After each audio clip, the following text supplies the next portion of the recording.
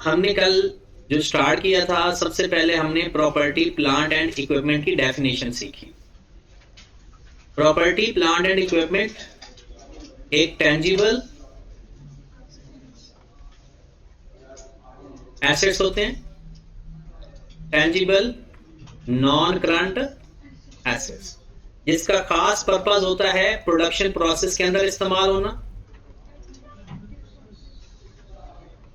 Production process में फिर admin मतलब ऑफिस के किसी भी मकसद के लिए, किसी को आपने रेंट पे दे दिया है। अच्छा, इसमें आगे हम IAS 40 पढ़ेंगे, उसमें कुछ चीजें ऐसी होती है वो भी रेंट के लिए होती है, लेकिन वो IAS 16 नहीं होती। वो कैसे होता है, उसका क्या फर्क है, वो IAS 40 के अंदर जाकर सीखेंगे। फिर रेंटल टू अदर के बाद एक होता है इस्तेमाल होता है supplying of goods to others, मतलब व्हीकल वगैरह। ठीक होगी बात। ये चार पर्पस के लिए जो एसेट्स इस्तेमाल होते हैं और उनकी लाइफ भी 1 साल से ज्यादा हो, मतलब कि वो नॉन करंट एसेट हो, तो ऐसे एसेट्स को हम कहते हैं प्रॉपर्टी प्लांट एंड इक्विपमेंट। इसमें एक और स्टैंडर्ड है जिसके अंदर इसका जिक्र है, उसके अंदर उसने इसका जिक्र इस नाम से नहीं किया। वहां पर कहता है एसेट्स जो कि ऑन यूज में है, उसको वो PPE कहता है। मतलब वो PPE का नाम नहीं ले रहा अपने स्टैंडर्ड के अंदर, वो कहता है जो ऑन यूज एसेट्स है वो और है, जो उसके अपने है उसका नाम उसने इस्तेमाल किया हुआ है। तो जहां पर ये ऑन यूज एसेट्स की बात की जाए तो वो भी प्रॉपर्टी प्लांट एंड इक्विपमेंट के ही मीनिंग में आता है। ठीक होगी बात। इसके बाद हमने देखा कि इस स्टैंडर्ड के अंदर क्या बात पढ़ाई जाएगी कि प्रॉपर्टी प्लांट एंड इक्विपमेंट के साथ जो कुछ वाकयात पेश आएंगे एक इंडस्ट्री के अंदर इस्तेमाल के दौरान, उन सब की अकाउंटिंग हमने करनी है। तो सबसे पहले हमने यहां पर देखा कि इसकी मेजरमेंट के बारे में सीखा, measurement of property plant and equipment. और आज का दिन हमारी कोशिश है कि इसको कंप्लीट करें। मेजरमेंट 2 टाइप की होती है, इनिशियल या ओरिजिनल और सब्सीक्वेंट।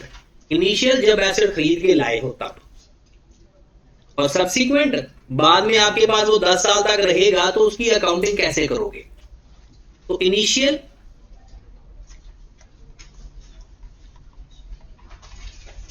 एट कॉस्ट, सब्सीक्वेंट 2 है। कॉस्ट मॉडल है, ये आपने PRC में पढ़ लिया था, और रिवैल्यूएशन मॉडल। अब वो हमें तो याद नहीं है, जब आप एसेट को लिखते हो ना कॉस्ट माइनस एक्यूमुलेटेड डेप्रिसिएशन, वो भी तो वैल्यू लिखते हो ना एक, उसको बुक वैल्यू पे, उसे कॉस्ट मॉडल कहते हैं। हाँ जी, तो हमने सीखा कॉस्ट क्या चीज है। कॉस्ट क्या है? Cost is an amount of cash and cash equivalent या fair value of other consideration given at the time of acquisition या कंस्ट्रक्शन ऑफ एन एसेट। बात समझ लगी? कॉस्ट में क्या क्या चीजें आती हैं? अगर हम सादा सी बात करें कि जो कैश पे करो या कैश इक्विवेलेंट, मतलब कोई चेक दे दो, कोई बॉन्ड दे दो, कोई डिबेंचर या कुछ भी, इवन के शेयर भी दे सकते हो। एसेट खरीदा अपनी कंपनी को, उसको शेयर दे दी उतनी कीमत के। तीसरे नंबर पे अदर कंसिडरेशन,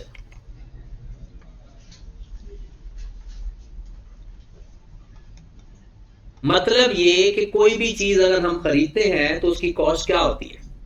जो कैश हमने दिया या कैश के अलावा कोई उस जैसी चीज दे दी, या ये कैश इक्विवेलेंट में और अदर कंसिडरेशन में फर्क जरा ध्यान से देखिए।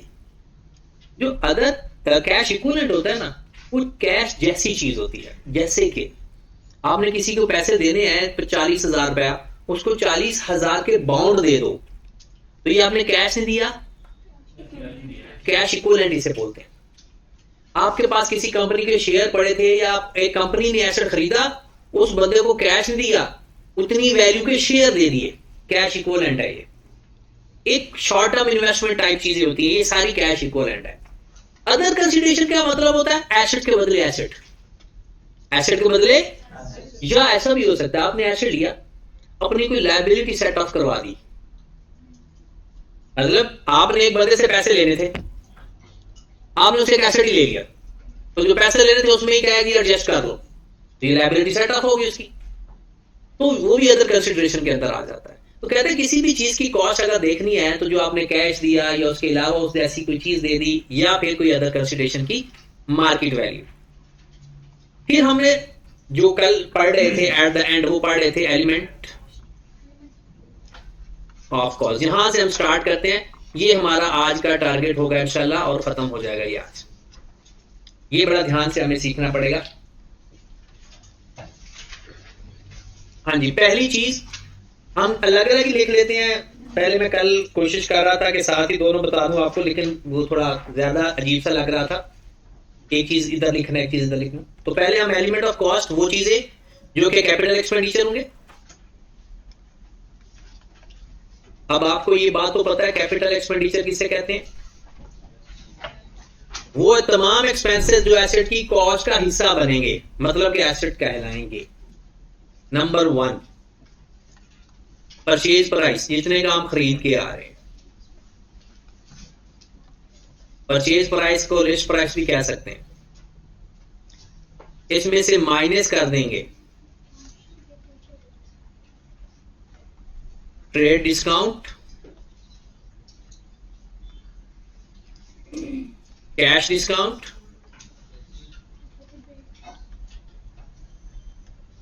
और रिबेट।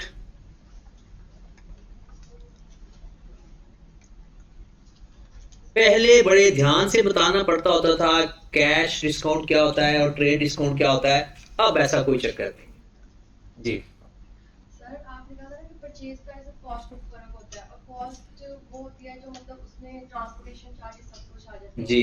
सर। फॉर एग्जांपल हम कहीं पे जाके बार्गेनिंग करते हैं तो जो एक चीज की कॉस्ट होती है हम उसको बार्गेनिंग करके परचेज प्राइस पे लिख दिए देते हैं जी। लेकिन अगर फॉर एग्जांपल हम उसको उसी कॉस्ट पे लें तो फिर कॉस्ट और परचेज प्राइस में फर्क नहीं होगा?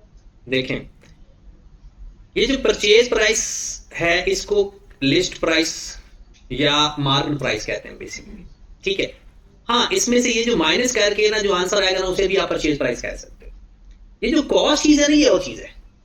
कॉस्ट का मतलब ये है कि जिस अमाउंट पर आपने अपनी वो चीज लिखनी है, जैसे आपने मार्केट से एक चीज ली, वो जितने भी आपको पड़ी नेट करके, आपको जो आने जाने की ट्रांसपोर्टेशन कॉस्ट है उसके लिए वो भी उसके अंदर ऐड करके लिखोगे, दैट इज कॉस्ट। बट उसकी परचेज प्राइस है, हाँ उसको आप ये नेट करके ये भी कह सकते हो, ये नेट करके भी इसको भी परचेज प्राइस आप कह सकते हो। ये जो परचेज प्राइस है ना, बेसिकली जो लिस्टेड प्राइस है ना, ये मैंने वो लिखी है, मतलब जो ऊपर लिखी हुई है वो लिस्ट प्राइस होगी। हम उसकी बार्गेनिंग की, डिस्काउंट ले लिए, जितने का हमने खरीद लिया वो हमारी एक तरह की नेट परचेज प्राइस आ गई, यानी एक तरह की ये ग्रॉस परचेज प्राइस होगी, और इसमें से ये डिस्काउंट वगैरह माइनस हो जाएंगे तो वो नेट परचेज प्राइस कहलाएगी। लेकिन कॉस्ट अभी भी ये नहीं कहलाएगी। कॉस्ट के अंदर ऑल अदर एट्रीब्यूटेबल एक्सपेंसेस, जो कि उसको प्रेजेंट लोकेशन और करंट कंडीशन में लाने के लिए आएंगे खर्चे, वो ऐड करेंगे। क्या लफ्ज है? दो। पहला लफ्ज क्या है? उस लोकेशन पर लाने के खर्चे भी ऐड करने हैं और उसको काबिल इस्तेमाल में लाने तक के खर्चे भी ऐड करने। इसकी मैं सादा एग्जांपल आपको बताता हूं, ये नॉन करंट एसेट तो नहीं है, वैसे बना लेते हैं। आप लोग जो अपना ड्रेस मंगवाते हो, अगर मैं इसकी सही कॉस्ट बताऊं, पहले आप लोग जब वो ड्रेस लेने गए, ड्रेस की कीमत होगी पूरी, जो आपने जिस पे खरीदा, बार्गेनिंग भी वट एवर, जो जिस प्राइस पे लेकर आए, ये जो ट्रांसपोर्टेशन का खर्चा है वो भी उसमें ऐड कर दो, फिर जो उसकी सिलाई की कॉस्ट है वो भी ऐड की। जब वो काबिल इस्तेमाल हो जाता है उस वक्त तक के सारे खर्चे उस ड्रेस की कॉस्ट कहलाती है। अब कोई एक बंदा है जिसका बुटीक है, वो कपड़ा मंगवाता है, सपोज हम एक ड्रेस की बात करें कि सपोज एक ड्रेस मंगवाता है वो 1000 रुपए का, ठीक है। अब इसमें उसके आने जाने के खर्चे भी 200 रुपए लग जाए, 1200 का हो जाएगा वो, फिर उसको सिलवाता है, 1000 रुपए की सिलाई दे देता है, तो उसकी चीज 2200 रुपए की तैयार हुई है। अब वो इससे ऊपर जाकर बेचेगा। ये तो मैं इन्वेंटरी की बात कर रहा हूं, मैं एलिमेंट की, वैसे कॉस्ट की बात करें तो कॉस्ट सिर्फ परचेज प्राइस नहीं होती। हम ये भी तो कह सकते थे कि उसने हमसे 5000 मांगा था, हमने बार्गेनिंग करके 1000 रुपए का ले लिया। तो खातून तो यही करती हैं, लेकिन आजकल तो नहीं, ये पुरानी खवातीन की बात कि वो कहते हैं ना कि वो 5,000 कहते हैं जी, वो अम्मा हजूर कहती हैं जी 1,000, और मजे की बात है 1,200 को ले भी आती है 5,000 वाली चीज। शायद दुकानदार भी ये देखता है, लेकिन मुझे लगता है कि हम जैसे मॉडर्न लोगों को दुकानदार लूट ही लेते हैं। हम जितनी मर्जी बार्गेनिंग करें हमें लूट ही लेते हैं। उनसे वो सही बार्गेन, वो सही कीमत हक अदा करके आते हैं, खप खपा के जो भी है वो। क्योंकि अब जैसी बात है, अब आपको पता जितनी महंगाई है, अगर कोई चीज 1,200 की मिल जाए, ये भी तो एक अल्लाह ताला की तरफ से नेमत ही है। चलिए अब हमारे पास नेक्स्ट आ जाए कि हमने इसमें क्या क्या ऐड करना है। इसमें ऐड करने की लिस्ट लंबी है, और बिल्कुल ऐसा ही होता है। बहुत सारी चीजें ऐसी होती हैं जिनकी ना अदर कॉस्ट बहुत ज्यादा होती है, जिसकी वजह से उसकी कॉस्ट बहुत बढ़ जाती है। जैसे अगर मैं अक्सर एग्जांपल देता हूँ गाड़ियों की, जो पाकिस्तान बाहर से गाड़ी इंपोर्ट करता है ना, उसके ऊपर 300% टैक्स है। अब अगर कोई बाहर से गाड़ी 4 लाख की मिलती है ना, पाकिस्तान में अभी आते आते वो 15 लाख की हो जाती है। मतलब कुछ भी नहीं, अभी वो शोरूम में पहुंची है, 4 लाख वाली गाड़ी 15 लाख की हो जाती है। अब उसने बेचनी है तो उसने 1 लाख या 2 लाख ऊपर प्रॉफिट ही कमाना है। 1 या 2 लाख अगर उसने प्रॉफिट कमाना है तो हमें उसको 18-20 लाख की मिल जाएगी, क्योंकि उसने अपने बाकी एक्सपेंसेस भी इसके अंदर ऐड करने हैं। तो बाकी एक्सपेंसेस ऐड करने के कौन कौन से अलाउ हैं, वो number 1 transportation cost.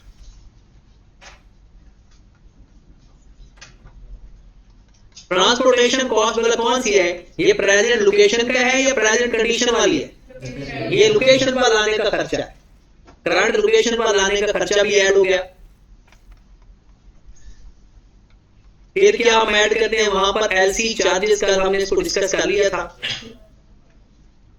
Letter of credit charges, मतलब हम अगर इंपोर्ट कर रहे हैं तो इंपोर्ट करते वक्त जो हमने अपनी करेंसी को डॉलर में कन्वर्ट करवाया, वो बाकी जो सर्विसेज बैंक ने हमसे लिए चार्जेस, वो सारे हमने एसेट की कॉस्ट में ऐड कर दिए। इंश्योरेंस इन ट्रांजिट ऐड कर दिया।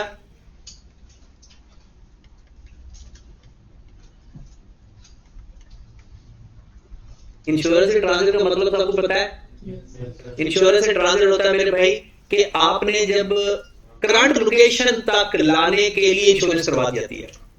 मतलब आपने कीनिया से एक एसेट मंगवा रहे हो, वो कीनिया से लाने के लिए भी खतरा होता है कि वहां के अंदर ही काले ले जाते हैं आपका एसेट।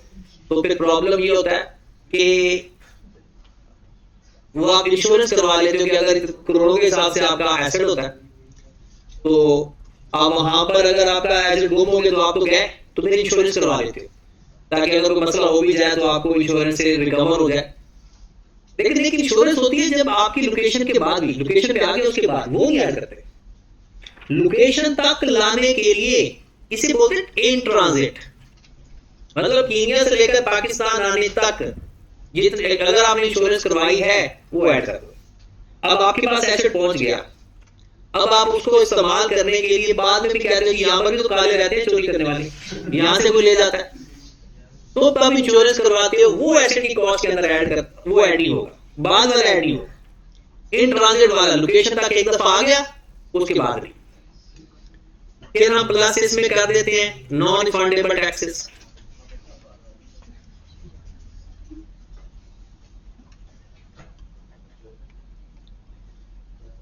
हाँ जी, टैक्सेस की कौन कौन सी एग्जांपल्स होती हैं जिसमें अगर लिखना चाहते हो तो लिख लो कि इसमें क्या क्या आता है। इंपोर्ट ड्यूटी, लेकिन ये होने सारे के सारे नॉन रिफंडेबल है, जो रिफंडेबल होंगे वो नहीं। कस्टम ड्यूटी, एक्साइज, मतलब ड्यूटी तो कोई भी होती है। एक लफ्ज होता है अक्ट्रॉय ड्यूटी, कोई सेल टैक्स आ जाता है जी, अगर आप रिटर्न ही नहीं फाइल करते तो वो एडजस्ट करेगा। कुछ ऐसे सेल टैक्स होते हैं जो नॉन रिफंडेबल होते हैं। ये सारे के सारे जो टैक्सेस हैं ये रिफंडेबल भी हो सकते हैं, नॉन रिफंडेबल भी हो सकते हैं। ये डिपेंड करता है गवर्नमेंट की पॉलिसी क्या है और आपका स्टेटस क्या है। ठीक होगी बात। तो ये सारे नॉन रिफंडेबल टैक्सेस या अनएडजस्टेबल टैक्सेस के नाम से अगर कोई आ जाए, अगर साइलेंट है तो आपकी अपनी मर्जी है, आप उसको नीचे नोट देख लो जी, आपने उसको रिफंडेबल समझा है या नॉन रिफंडेबल समझा। ठीक है, तो ये सारे टैक्सेस एडजस्ट भी हो सकते हैं और अनएडजस्टेबल भी रह सकते हैं। और कभी कभी ऐसा भी होता है, एक शायद आप लोगों ने टैक्स अभी पढ़ रहे हो, सेल टैक्स पढ़ोगे तो कुछ एक कॉन्सेप्ट होता है मिनिमम टैक्स वाला। मिनिमम टैक्स का मतलब ये होता है कि भाई साहब इतना टैक्स देना ही देना, वो फिक्स है, तो वो तो फिर नॉन रिफंडेबल हुआ, अनएडजस्टेबल हुआ।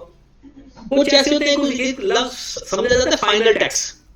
फाइनल टैक्स का मतलब ये दे दो खत्म, लेकिन फिर वो रिफंड नहीं होना, एडजस्ट नहीं होना। कुछ इस तरह की चीजें अगर गिवन है, लेकिन वो इतनी कॉम्प्लिकेशन हमारे पेपर में नहीं आती, वो सीधा लिखा होता है रिफंडेबल है या नॉन रिफंडेबल है। ना लिखा हो तो हम नोट दे देते हैं कि भाई ये रिफंडेबल है या नॉन रिफंडेबल।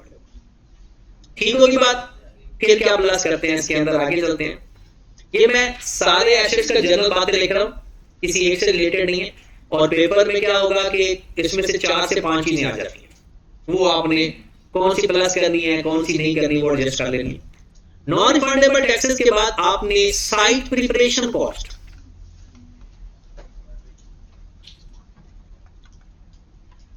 कोई आपने प्लांट इंस्टॉल करना है, उसके लिए आपने साइट प्रिपेयर की है, उसकी कॉस्ट भी ऐड करनी है।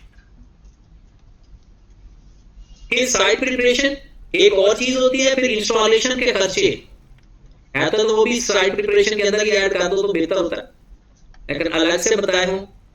इंस्टॉलेशन का खर्चा, इंस्टॉल से पहले अगर आप असेंबली कॉस्ट, असेंबली कॉस्ट ये नहीं कि जो हमें पाकिस्तान को बर्दाश्त करनी पड़ रही है पार्लियामेंट असेंबली की। आपने शब्बत ज़ैदी का एक इंटरव्यू सुना तो उन्होंने बड़ी प्यारी बात की थी। एक तो उन्होंने हमें भी डराया था कि सीए का स्कोप खत्म हो जाएगा, लेकिन एक और बात उन्होंने की थी, कहते हमने कहा था, क्योंकि उसको भी 10 दिन के लिए एफबीआर का चेयरमैन बनाया था, शायद आपको याद हो। उसने कहा था कि मैंने उनको सजेशन दी कि ये जो एफबीआर के अंदर लोग बैठे हैं ना, इनमें से 90% लोगों को घर बिठा दिया जाए, मैं उन्हें तनख्वाहें दूंगा, सिर्फ 10% लोग काम करें। कहते ये जो 90% बैठे हैं जिसको मैं तनख्वाह दिलवाऊंगा, उनको तनख्वाह मिलेगी, कम से कम करप्शन तो खत्म हो जाएगी। कि वो जो करप्शन कर रहे हैं और बेड़ागर कर रहे हैं सिस्टम का, वो बचत हो जाएगी। तो उन्होंने मुझे निकाल दिया। तो असेंबली कॉस्ट, ये कॉस्ट कौन सी है? बाहर से जब हम मैसेज मंगवाते हैं ना, वो ना बना बनाया नहीं आता। अगर गाड़ी भी हो ना तो इसी तरह से नहीं आती गाड़ी बनी बनाई, उसके टायर्स और उसकी बॉडी और ये पार्ट बाय पार्ट आती है।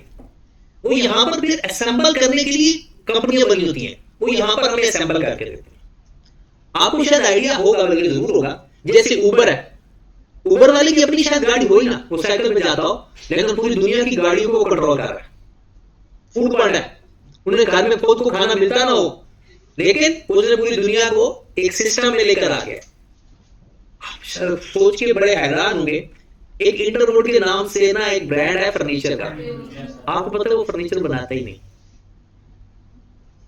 कितना बड़ा ब्रांड है, पाकिस्तान का सबसे बड़ा ब्रांड है। उसने सारे लोग हायर किए हुए मैन जो बनाते हैं ना, उसी ब्रांड नेम है, वो उनको डिजाइन देते हैं। उसने अब क्या किया हुआ है कि जो फर्नीचर मैन्युफैक्चर करते हैं ना लोग, उनको हायर किया हुआ है और उनको कहते हैं कि इस डिजाइन का आप इंटरवोड के बाद मुझे ये डिजाइन चाहिए, वो डिजाइन ले लेंगे, आपको कहेंगे 10 दिन बाद आ जाओ, 1 महीने बाद आ जाओ। फिर वो उसने एक एक्सपर्ट, इंस्टॉल करने वाले एक्सपर्ट अलग से हायर किए हुए हैं, बनाने वाले एक्सपर्ट अलग से हायर किए हुए हैं। वो एक मैनेजमेंट कंपनी है। आप उसको ऑर्डर करें, वो अपने मैन्युफैक्चर, जिस बंदे से वो मैन्युफैक्चर करवाते हैं उसको वो ऑर्डर दे देंगे, भाई ये हमें बना के दो। फिर वो एक इंस्टॉलेशन वाला आएगा, वो वहां से पिक करेगा, वो आपके घर में आकर इंस्टॉल भी करके जाएगा फर्नीचर। फर्नीचर को भी आपको पता प्रॉपर, ये जो इंटरवोड का फर्नीचर लेते हैं ना, तो वो इंस्टॉल भी खुद ही करवाते हैं, क्योंकि वो हमें इंस्टॉल करना भी नहीं इसी तरह से आता होता। फिर इवन कि आपने एक गाड़ी BMW सुनी होगी, अब वो तो BMW ब्रांड नेम है। उसने टायर, एक कंपनी ने टायर बना दिया, उसने उसको कहा कि भाई आपने मेरे लिए टायर बनाने हैं, उसने टायर बनाने शुरू कर दिए, सारी क्वालिटी बता दी। फिर एक है वो सीट्स बनाती है गाड़ियों की, उसको कहा भी आपने किसी और की सीट्स नहीं बना दी, सिर्फ आपने मेरी सीट्स बना दी। फिर एक बॉडी, कार की बॉडी आपने पहले मैन्युफैक्चर करनी है, अब वो डिजाइन ले लेते हैं, डिजाइन उसको दे देते हैं इसकी बॉडी बना कर दो। और एक होता है असेंबलर, उनको कहते हैं टायर को कहते हैं तूने भी इसको टायर भेज दे रहे हैं, सीट वालों को कहते हैं, इंजन वाले को कहते हैं, सारे उनको सारी उसको असेंबल करके BMW गाड़ी जा और वो किसी और के नाम से बिक करेंगे। तो ये जो इसको हम कहते हैं आइडियाज, ये जो आइडियाज होते हैं ना, अक्सर हमारे यहाँ ये समझा जाता है क्योंकि हमारे मुल्क के अंदर ना बदकिस्मती है, हम अकाउंटेंट है, हमारा काम ही खाते चेक करना है, हम जबरदस्ती दूसरी चीजों में घुसे हुए हैं। हमारा बेसिक काम जो है सिर्फ अकाउंट्स को चेक सेटल करना है, उसको मैनेज करना है, टैक्स को देखना है, ये चीजें हमारा बेसिकली बिजनेस पढ़ाया जाता है, ये खुशकिस्मती बात है, लेकिन उसको हम अच्छी तरह पढ़ते नहीं। असल चीज हमारे मुल्क के अंदर जो MBAs वगैरह है ना, master of business management, business administration, ये लोग गधे तैयार हो रहे हैं। मतलब यहां पर ये जो हमें यूनिवर्सिटी में पढ़ाया जा रहा है ना, वो बिल्कुल बेसलेस है। क्या पढ़ाया जा रहा है आपको, शायद आपकी यूनिवर्सिटी में पढ़ा हो ना, अब उनसे कभी ना डिस्कस करके देखना। ये सिंपल ये कहना कि I to B आपका जो बेसिक है PRC के अंदर, वो प्री रिक्विजिशन, उसके सब्जेक्ट की ना उसको ट्रांसलेशन नहीं आती होगी, वो तो आपको भी नहीं आती होगी, लेकिन फिर भी आप कोशिश कर आगे कुछ समझ जाते हो। तो असल चीज ये है कि हमारे मुल्क के अंदर ऐसे आइडियाज वाले क्यों नहीं पैदा होते, क्योंकि हमारा एजुकेशन सिस्टम नकारा है। कैसे पैदा हो गए, जिनके लोग रिसर्च के पेपर लोगों से 5000 दे के रिसर्च के पेपर बनवा रहे हैं या कॉपी पेस्ट करके रिसर्च का पेपर दे रहे हैं, वो कैसे एक बिजनेस सेट कर सकते हैं, कैसे एक आइडिया। देखें पाकिस्तान में एक भी कोई बंदा पैदा हो गया ना, जैसे उबर का आइडिया वाला, अमेज़न के आइडिया वाला, या ये फूड पांडा के आइडिया वाला, पूरा पाकिस्तान बैठ के खाएगा, क्योंकि आपको पता है उबर की इतनी इनकम है पूरे पाकिस्तान की इतनी नहीं है। एक उबर ऐप है, जस्ट वो एक लैपटॉप के ऊपर ये संभाल है। एलन मस्क के बारे में तो आपने सुना होगा, वो क्या है, वो सिर्फ काम किसके ऊपर कर रहा है, स्पेस साइंस के ऊपर, आर्टिफिशियल इंटेलिजेंस के ऊपर।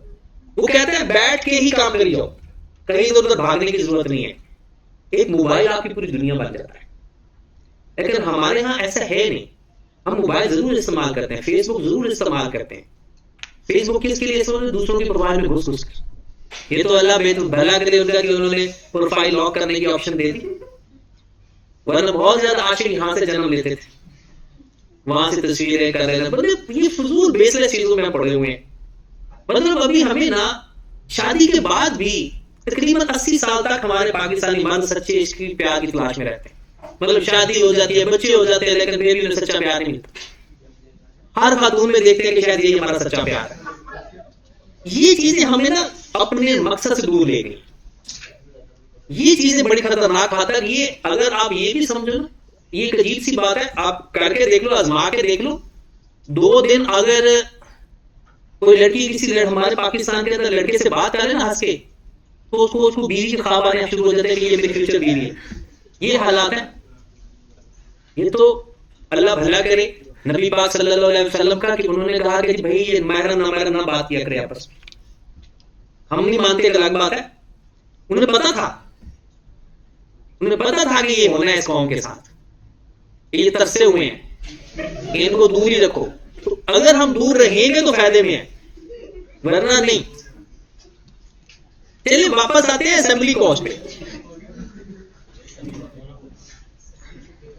असेंबली कॉस्ट का मतलब क्या हुआ कि अगर इवन के ये छोटे छोटे जो खिलौने होते हैं ना, ये भी बाय पार्ट्स होते हैं। अगर वो हम ऑर्डर करें ना तो वो भी बाय पार्ट्स होते हैं, उसको भी असेंबल करना पड़ता है। वो बड़ी चीजें जो होती हैं उसको असेंबल करने के प्रॉपर एक्सपेंस आता है, और वो प्रॉपर उनकी इंडस्ट्रीज होती हैं। तो वो जो असेंबल करने का हमसे खर्चा लेते हैं ना, वो भी हम उसकी एसेट की कॉस्ट में ऐड कर देते हैं। फिर हम आगे क्या प्लस करेंगे, असेंबली कॉस्ट होगी, इंस्टॉलेशन होगी, साइट प्रिपरेशन होगी, एक होता है प्रोफेशनल एक्सपेंस। अब प्रोफेशनल चार्जेस कई टाइप के हो सकते हैं। एक इंपोर्ट स्टेज के ऊपर, मतलब कोई बंदा है हमें सारे डॉक्यूमेंट्स क्लियर करवा के देता है, वो भी ऐड करेंगे। दूसरा, एक बंदा हमारी हेल्प करता है खरीदने में, वो कमीशन लेता है, वो भी प्रोफेशनल एक्सपेंस है। एक बंदा इंस्टॉलेशन में हेल्प कर रहा है, कि भाई ऐसे ऐसे एसेट को इंस्टॉल करना चाहिए, हम उसको पैसे दे रहे हैं, वो भी उसकी एसेट की कॉस्ट में ऐड हो जाते हैं। तो प्रोफेशनल चार्जेस किसी भी लेवल की हो, एक्सपर्ट के एक्सपेंसेस, सर्वे कॉस्ट भी इसे बोला जाता है, वो भी इसके अंदर हम ऐड कर देंगे। उसके बाद प्लस करेंगे initial testing cost.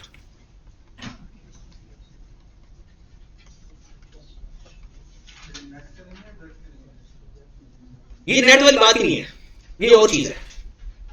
Initial test वो होता है सैंपल प्रोडक्शन, जो आप कह रहे हो, सैंपल प्रोड्यूस की है, ये इनिशियल टेस्ट कर रही है, प्रोडक्शन नहीं की, टेस्ट किया। इनिशियल टेस्टिंग कॉस्ट मतलब आपने कहा कि आपका जो है एसेट प्रॉपर काम कर रहा है या नहीं कर रहा, इसके ऊपर एक बड़ा सा स्टार लगाओ। क्यों बोला? जो आपने बात किया है ना एसएन, वो चेंज हो गया स्टैंडर्ड, वो जो नेट वैल्यू है ना उसकी, वो एसपीएल में अब चार्ज होती है, अब वो ऐड नहीं होती।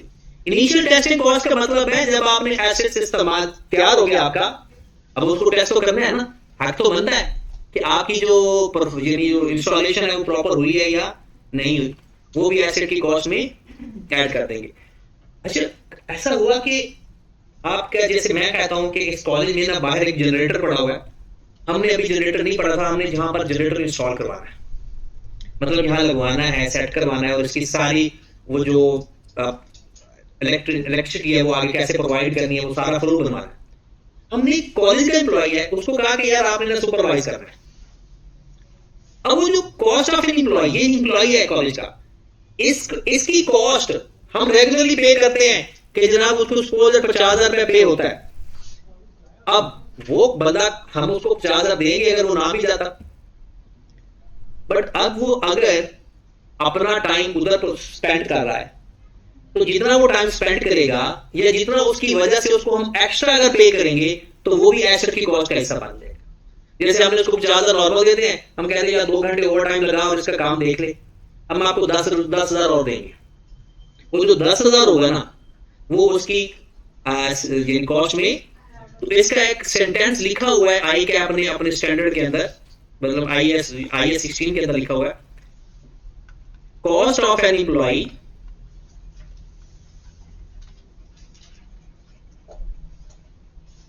arise due to construction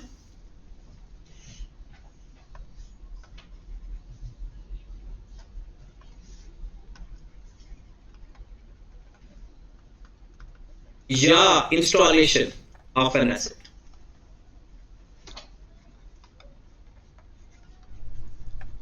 एक बात ध्यान से सुन लीजिए, अगर कंस्ट्रक्शन या इंस्टॉलेशन का लफ्ज ना लिखा हो ना, तो एम्प्लॉय की कॉस्ट ऐड नहीं करते।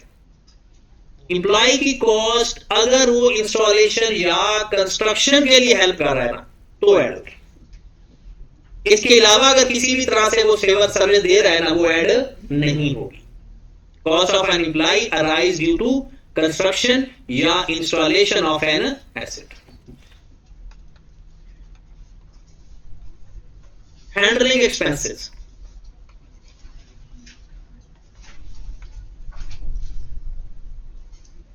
हैंडलिंग चार्जेस, ये हैंडलिंग चार्जेस वो होते हैं कि कभी कभी ऐसा होता है कि हम अपने जो एसेट्स को, और अगर हम प्रॉपर हैंडलिंग नहीं करते, मतलब प्रॉपर उसकी केयर नहीं करते, तो उसको नुकसान होने का खतरा होता है। इसकी मैं एग्जांपल देता हूं, जब हम LED मंगवाते हैं ना घर बड़ी वाली, तो उसके बाहर ना सी फोम और बाहर भी वो जो पैकिंग होती है प्रॉपर एक स्टैंडर्डाइज होती है। अगर वो सी फोम की पैकिंग ना हो, हमें शॉपर में डाल के दे दे, बड़े सारे शॉपर में, तो आते आते खराब हो जाएगी, क्योंकि उसमें तो थोड़ा सा भी आपको पता है जो आजकल LEDs आ रही हैं, उसको थोड़ा सा भी दरमियान में कहीं भी हाथ भी लग जाए ना, तो बस उसका काम खराब हो जाता है। तो कोई भी एसिड है, अगर आपको कहते हो कि उसको प्रॉपर इंस्टॉल करने से पहले उसको कुछ प्रॉपर हैंडलिंग करनी पड़ती है ताकि वो खराब ना हो जाए, तो वो खर्चे भी एसिड की कॉस्ट में ऐड कर देते हैं। कोई भी एसिड हो और उसके लिए अगर आपने कोई एक्स्ट्रा खर्चा किया है, प्रॉपर हैंडलिंग कॉस्ट, वो उसमें ऐड कर देते हैं। उसके बाद डिसमेंटलिंग कॉस्ट,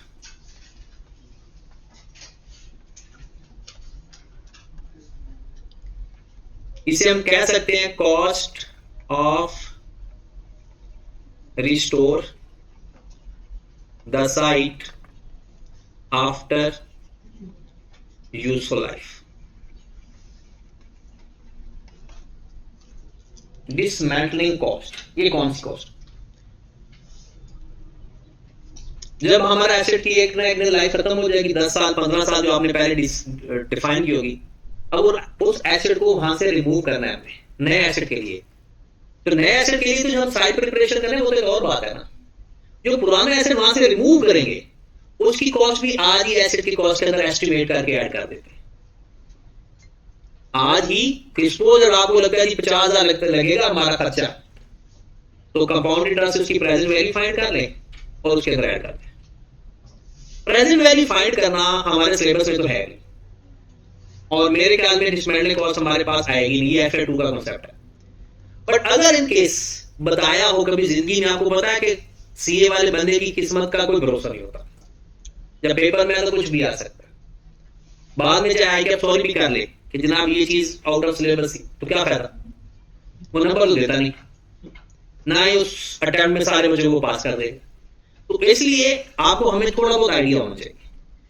डिसमेंटलिंग कॉस्ट क्या होती है कि जब हमने एसेट में इंस्टॉल कर दिया, सारा कुछ खर्चे पूरे हो गए, हमसे ये पूछा गया कि जब इसको खत्म करोगे यहां से तब को खर्चा आएगा?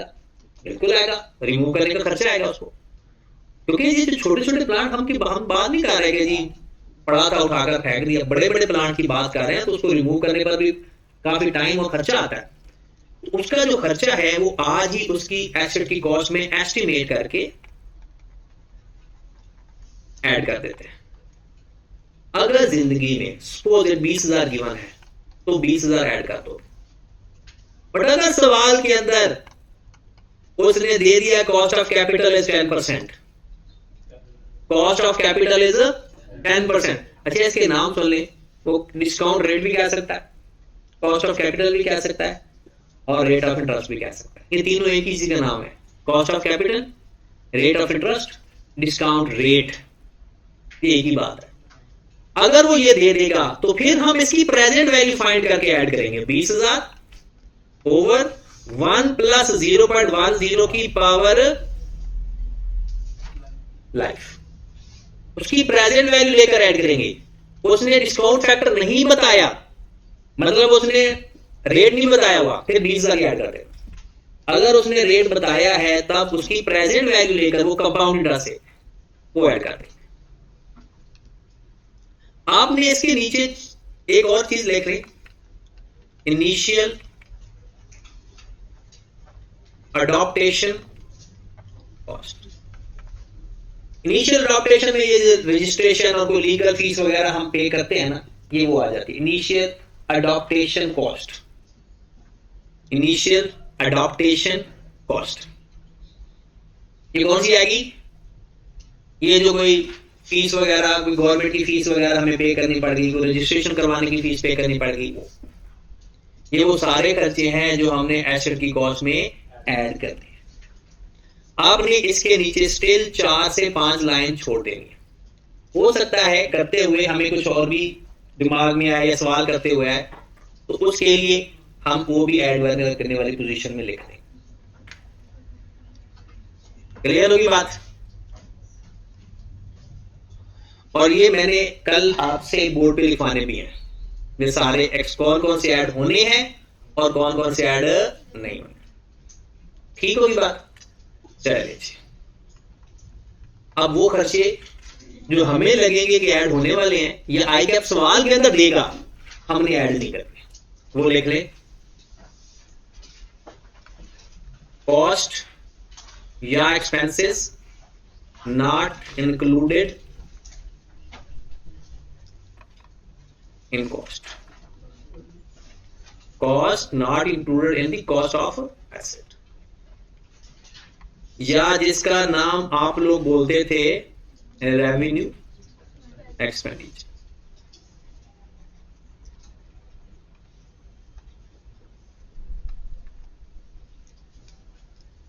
सबसे पहले रिफंडेबल टैक्सेस,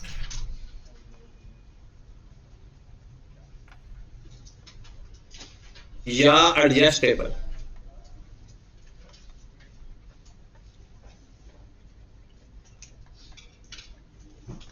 रिफंडेबल और एडजस्टेबल टैक्सेस हम ऐड नहीं करेंगे। Number 2, insurance for the year या आफ्टर इंस्टॉलेशन। एक तो इंश्योरेंस हमने ऐड की है, वो कौन सी थी याद है? इंश्योरेंस एंड ट्रांजिट ऐड की थी, इंश्योरेंस एंड ट्रांजिट ऐड की थी। और ये कौन सी इंश्योरेंस है? अब उसके बाद अगर वो खराब हो जाता है, इसका पावर ब्रेकडाउन का लफ्ज इस्तेमाल होता है, वेंडलिज्म का लफ्ज इस्तेमाल होता है, थेफ्ट का इस्तेमाल होता है। फिर उसके बाद हमारा ऐसे कोई चोरी हो गया लगे, जैसे अगर आपकी गाड़ी है तो ये गाड़ी अगर आपने स्पोज एंड मंगवानी है ना, जो अब वो आपकी बेसिकली वो इंश्योरेंस एंड ट्रांजिट करवाते हैं कि जो गाड़ी मंगवाते हैं, इंपोर्ट कर रहे हैं लोग, जिनसे हम खरीदते हैं। अब हमने खरीद ली, अपने इस्तेमाल में लेकर हम भी इंश्योरेंस करवाते हैं कि हमारी गाड़ी लग ना जाए कहीं और कोई चोरी ना हो जाए। वो इंश्योरेंस की कॉस्ट एसेट की कॉस्ट में ऐड नहीं करते क्योंकि वो बाद में है। Number 3, miss handling charges.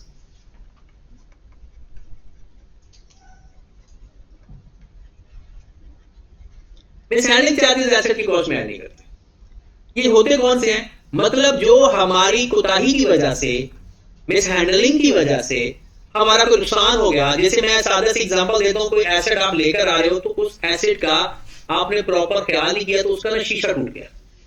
अब आपने उसका शीशा रिप्लेस करवाया तो रिप्लेस करवाने में खर्चा तो आएगा, तो वो खर्चा ऐड नहीं करना। मतलब एसेट के ऊपर जो खर्चा आएगा एसेट्स की, मतलब मिस हैंडलिंग की वजह से। पेपर में एक सवाल आया था, मैं वो भी आपको एज इट इज बता देता हूँ। पेपर में सवाल आया था कि आपके पास ना एक ये जो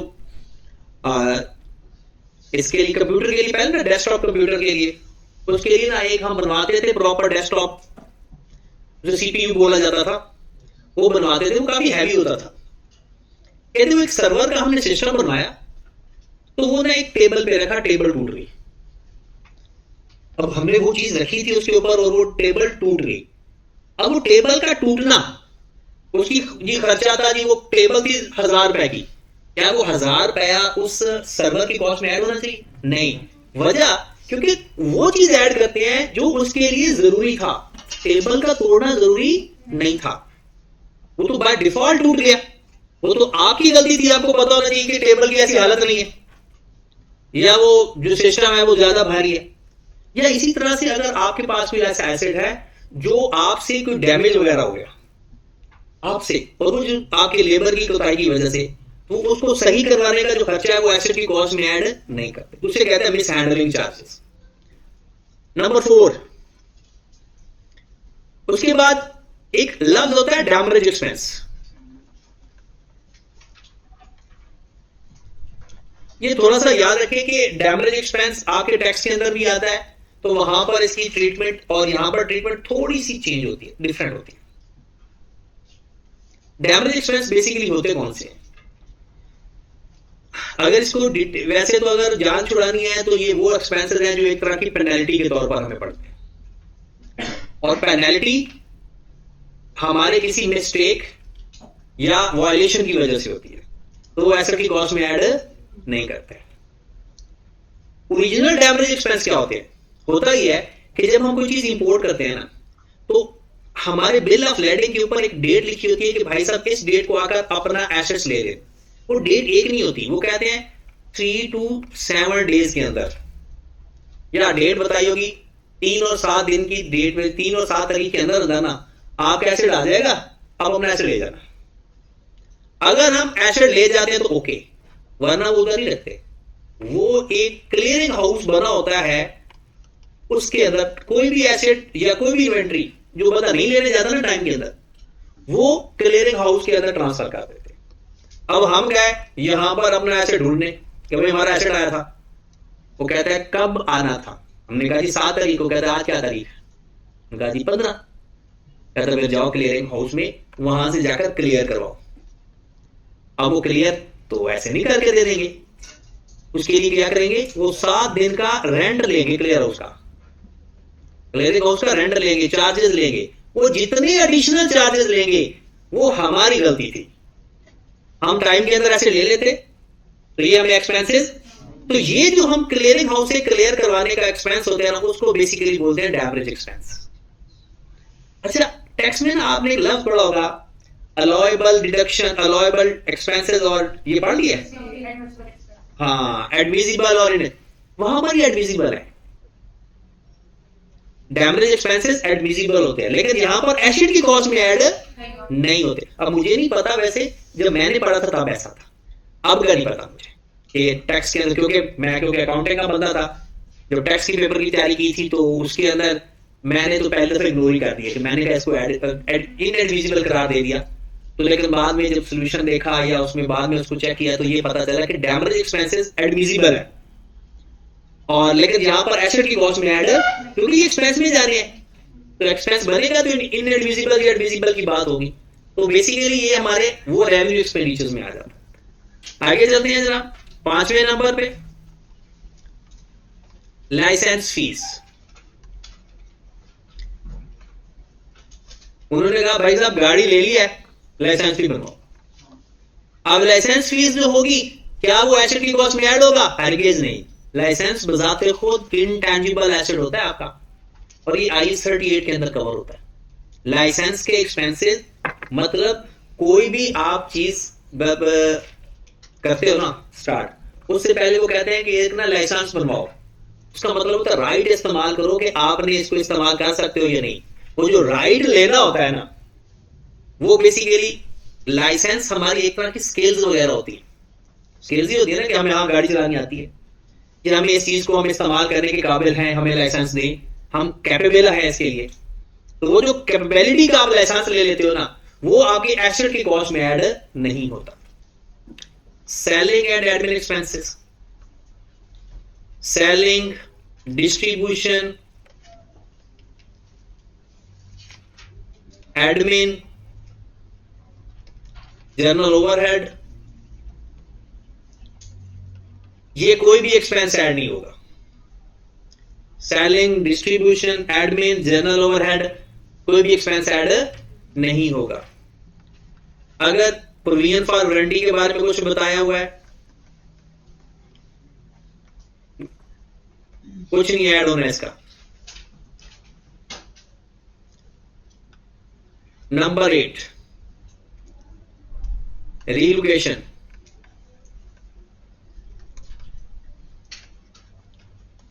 रीलोकेशन का मतलब पता है?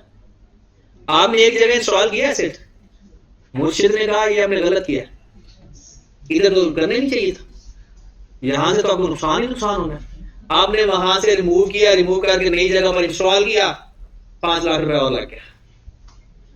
पहले भी 5-6 लाख लगा था, अब मुर्शिद की बात माननी पड़ी तो 5 लाख और लग गया। अब ये दोबारा जो 5 लाख लगा है ना, ये मुर्शिद से नहीं, ये एसेट की कॉस्ट में ऐड, बल्कि मुर्शिद 1 लाख खुद लेकर गया होगा।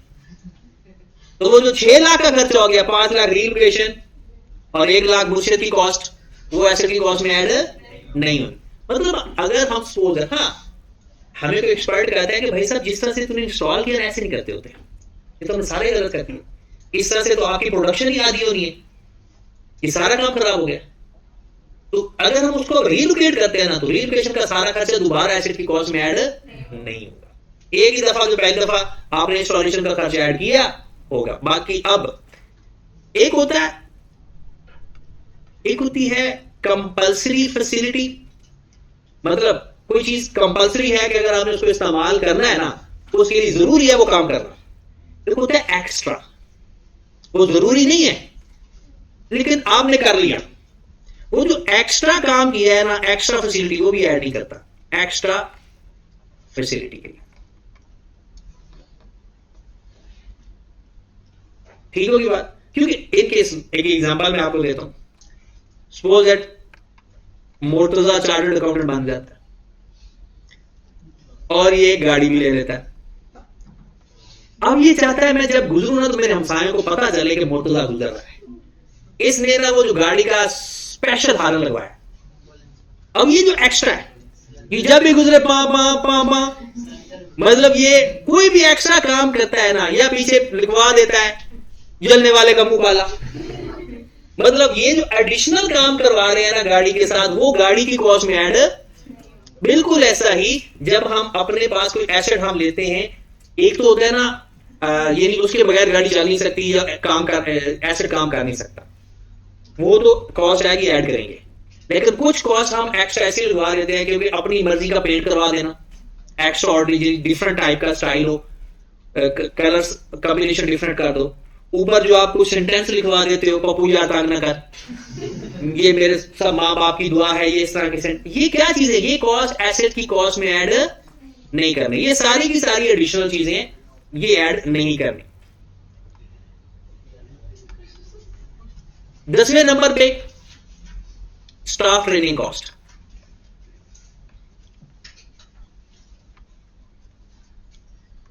ये सारे सवाल वो है जो आपके इंट्रो से लेकर सी फैब लेवल तक आए हुए हैं, तो इसलिए मैंने सारे लिख दिए हैं।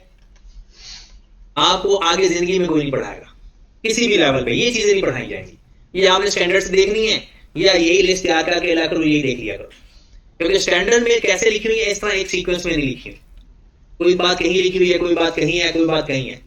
तो मैंने आपको एक सीक्वेंस में सारी बातें लिखवा दी है कि कौन सी कॉस्ट ऐड करनी है, कौन सी कॉस्ट ऐड, और 4 लाइनें छुड़वा भी दी है कि कोई कॉस्ट नहीं मिल जाए तो वो देख लेंगे। Staff training cost. Staff training cost का मतलब क्या है? पहले तो ये देखें, आपने कोई नई चीज खरीदी, जैसे सपोज अगर आपने गाड़ी खरीदी और आपको चलानी नहीं आती, और जैसे वैसे ट्रेनिंग लोगे ना, एक तो ट्रेनिंग होती है ना घर वाले किसी बंदे से ले लो, बहुत ज्यादा बड़ी काम है कि सारी जिंदगी का मजाक बन जाएगा, जो आप हर दिन करोगे, क्योंकि शुरू में कुछ ना कुछ होना ही है, वो एंड तक आपके बच्चों को भी बताया जाएगा आपके अब्बा ने गाड़ी चलाते वक्त में ये काम किया था। उससे बेहतर यही है कि आप किसी इदारे से 2000 रुपया खर्च कर ले, उनको पैसे दे दें, वहां से ट्रेनिंग ले लें। अब वो जो ट्रेन करने की कॉस्ट है वो एसेट की कॉस्ट में ऐड नहीं करते, क्योंकि वो गाड़ी तो ट्रेन अब होगा, जो भी गाड़ी लोगे वो आपने चलानी है, वो एक ही दफा ट्रेनिंग ले ली। तो इसी तरह पेपर में सवाल आ जाता है कि जी एक नई मशीन हमने ली है, वो किसी को चलानी नहीं आती, तो हमने स्पेशल ट्रेनिंग करवाई अपने बंदों की, तो वो एसेट की कॉस्ट में ऐड। लेकिन स्टैंडर्ड में एक छोटी सी बात लिखी हुई है, अब वो प्रोविजनल ही है, कहते को बहुत ही एक्स्ट्रा ऑर्डिनरी स्पेशल नेचर की ट्रेनिंग है जो सिर्फ उसी मशीन के लिए, बस it may be add, maybe लफ्ज क्या है, तो स्टैंडर्ड में याद रखें, हम मे को छोड़ते हम ऐड करेंगे ही नहीं, हम पक्के हो जाते हैं, हम स्टाफ ट्रेनिंग कॉस्ट कभी ऐड हम ये वाला छोड़ देते, क्योंकि कर सकते हैं को बहुत ही एक रेयर केसेस है, तो रेयर केसेस को छोड़ देते हैं, क्योंकि आप ना कोई ना रेयर भी होगा तो रेयर ना बना देना, इसलिए हम स्टाफ ट्रेनिंग कॉस्ट एसेट की कॉस्ट में ऐड नहीं करेंगे। डन। अब एक बहुत ही एक्स्ट्रा चीज बता रहा हूं, जरा ध्यान से सुनिएगा। ये कितने हो गए थे? ये जरा ध्यान से सुनने वाली बात है। चलो आपका ध्यान खुद ब खुद आ जाएगा, मैं लिखता ही इस तरह से इनिशियल टेस्टिंग को, ध्यान आया नहीं? हाँ, ऐड भी किया है और इग्नोर भी कर रहे हैं। अब ये एक बहुत ही एक बेसिक सा फर्क है, जरा ध्यान से सुनिएगा। इनिशियल टेस्टिंग कॉस्ट कौन सी ऐड करते हैं और कौन सी नहीं करते। इनिशियल टेस्टिंग के वक्त आपने की ट्रायल प्रोडक्शन, या आपने बनाए सैंपल, सैंपल के तौर पे बनाए यूनिट। अब उस यूनिट के ऊपर भी खर्चा आया, क्या खर्चा आया? अब जरा ध्यान से देखिएगा, एक मशीन को टेस्ट करने का खर्चा है, दूसरा आपने जब यूनिट खरीद वो बनाओगे उसके लिए आप मटेरियल खरीदोगे, उसके ऊपर लेबर और ओवरहेड आएगा, जिसे हम कहते हैं यूनिट कॉस्ट। क्या बोलते हैं उसे? डन। और इसको फिर कल को सपोज दैट हमें मटेरियल, हमने ये सारा कुछ खर्चा आया हमारा 700 का, हमने 700 में यूनिट बना लिया, सैंपल बिल्कुल ठीक बन गया, हमने उसको सेल भी कर दिया, वो काबिल सेल हो गया, हमने उसको सेल कर दिया 500 रुपए का। 700 का बना के 500 का सेल किया, बड़ी अजीब बात लग रही होगी, क्योंकि अभी पहला पहला यूनिट बना रहे हैं ना, खर्चा ज्यादा आएगा और वो सेल कम पे होता है, जिसमें मर्जी हो जाए, जिसमें मर्जी हो जाए।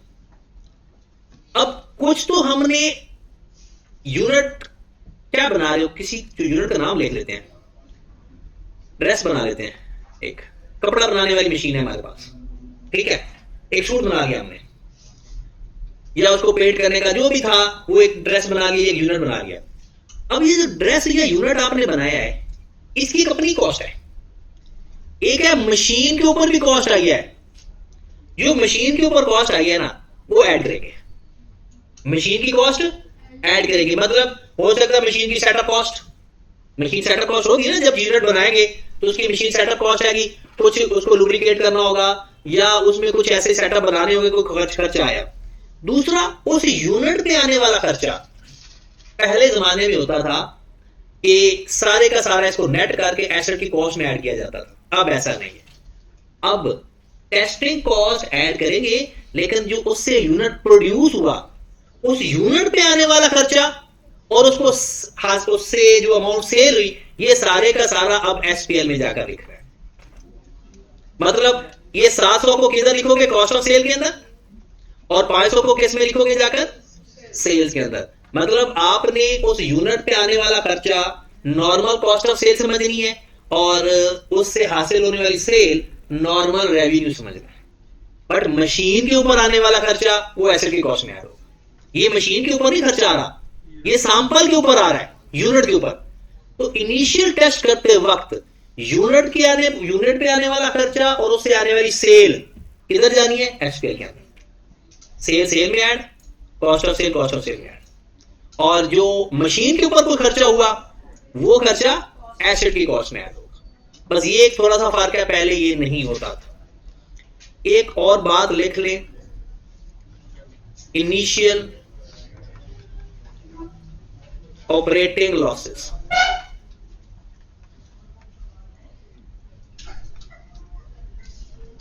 आपको पता है ये आप किसी के साथ मिक्स कर सकते हो, ऐड करने वाले किसी के साथ। एक दफा नहीं, कई दफा मैंने ना जब सवाल दिया ना बच्चों को तो उन्होंने गलती की, ऐसी हो सकता है आप भी करें। एक लफ्ज मैंने ऐड करने में लिखवाया था इनिशियल अडॉप्टेशन कॉस्ट। क्या लिखवाया था, इनिशियल अडॉप्टेशन कॉस्ट, और ये क्या है, इनिशियल ऑपरेटिंग लॉसेस। क्या दोनों एक है? अडॉप्टेशन खरीदने पे खर्चा, ऑपरेटिंग लॉसेस चलाने पे खर्चा।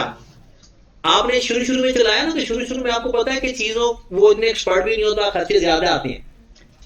आपने कॉस्ट अकाउंटिंग में भी तो पढ़ा है, फर्स्ट बैच में खर्चा ज्यादा आता है, लेबर का भी, मटेरियल का भी, और जैसे जैसे एक्सपर्ट होते जाते हो लर्निंग इफेक्ट बढ़ता जाता है, मटेरियल वेस्टेज कम होता जाता है। तो इनिशियल ऑपरेटिंग लॉसेस क्या किधर जाएंगे, एसपीएल के अंदर। ये भी एसेट की कॉस्ट के अंदर ऐड नहीं करेंगे। Losses due to less capacity used,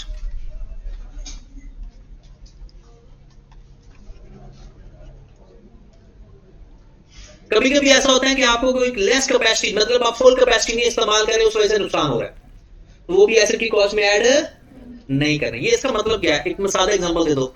आप गाड़ी रेंट पे चलाते हो, अगर आप 4 सवारियां लेकर जाते हो और हर बंदे से 1000 रुपया लेते हो, और 4 सवारियों का आपको 4800 मिलेगा और आपका 1500 का खर्चा आ जाता है, फायदा हुआ? एक ही सवारी मिली, उसने कितना पैसा दिया आपको, 1200, आपका खर्चा कितना हुआ? नुकसान किस वजह से हुआ, कैपेसिटी फुल इस्तेमाल। तो ये नुकसान आपके एसेट की कॉस्ट में ऐड, और मोस्टली ये भी इनिशियल ऑपरेटिंग लॉसेस होते हैं। शुरू में जब हम अपना एसेट इस्तेमाल करते हैं ना, तो फुल कैपेसिटी में इस्तेमाल नहीं होगा, तो ये सारे एक्सपेंसेस हम इग्नोर करेंगे, बल्कि एसपीएल में चार्ज करेंगे। इसके नीचे भी 4 लाइनें छोड़ देना, जिंदगी में कोई ऐसे एक्सपेंस आगे आ सकते हैं, बल्कि एक लिख ले जाते जाते।